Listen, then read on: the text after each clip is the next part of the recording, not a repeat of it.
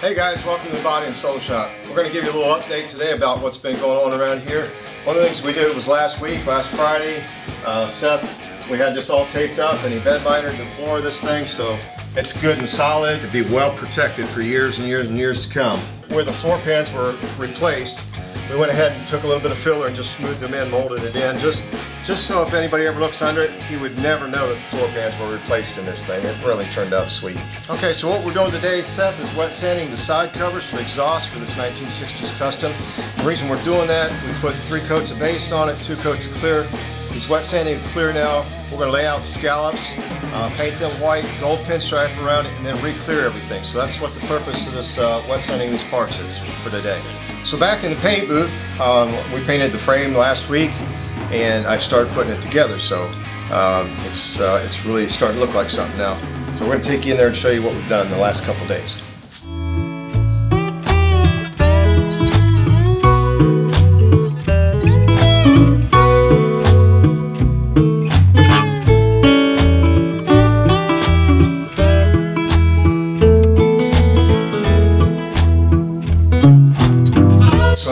Thing together, you know, some stuff I'm tightening all the way, some stuff I'm not. If I see that the bolt's not the exact bolt that I want in there, maybe it needs a little bit more length or a little less length, I'm going to go back and correct all those things. But I'm just right now just jigging everything up, getting everything fit together, and we'll keep rolling. There's a few little things I got to do.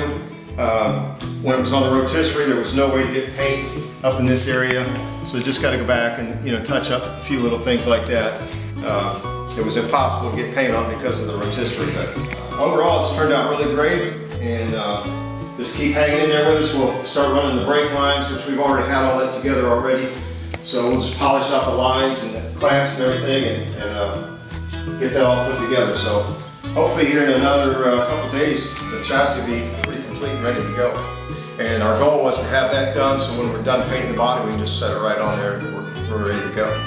So one of the things I told you about before was we were molding in all the welds on this thing, and so if you look down here you can just kind of see a real good example of what that looks like when it's finished out. It's extremely time consuming to do all that. I mean, it just takes hours and hours to mold all that in and sand it and, you know, get all your sand scratches out and everything like that. So it's not for the faint of heart. You better be really a patient person when you start doing something like that. But the finished product is absolutely worth it. I mean, it's really looks phenomenal. So there's still a lot of little things that are not detailed. Normally when I start putting one together, if I use as much stainless bolts as I can, and so I'm polishing each bolt, every washer, every nut as I'm putting it together. So it's real time consuming. But there's still a lot of real fine detail that I got to do this thing, and it'll take it to the next level. Somebody might say, well, why do you paint the motor and transmission gold? Well, my buddy Gary Miser, and that dude's spot on as far as colors and combinations and stuff. And I asked him when I was building this truck, I said, what color do you think I ought to do it? He said, I'd do it gold, because I told him I was going to do it blue and body and white scallops and everything. So we're going to have a real thin pinstripe, gold pinstripe around the scallops, so it'll start tying everything together.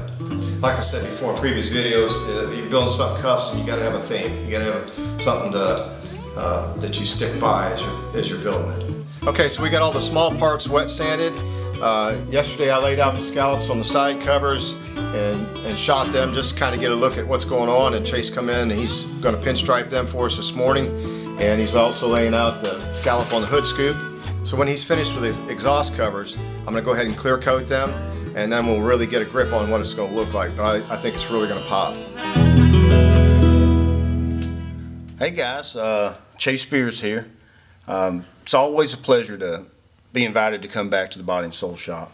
Project I've been called in to help with is we just laid out these scallops. Paul done those yesterday, and I come in today and I just lined out these scallops using a micrometer to make sure that not only they're appealing to the eye, but also as close to perfect as we could possibly get them. What it is, he's going to come in and he's going to spray these white, and after they're untaped, we'll do a little wet sanding and get rid of that edge, and I'll come back in and I'll pinstripe the gold. Now this panel here, that's already been prepped, I'm going to come in and I'm going to use a metallic gold oil base by one shot, and we're going to lay down a a thin line that's going to really accent this to tie this project in together.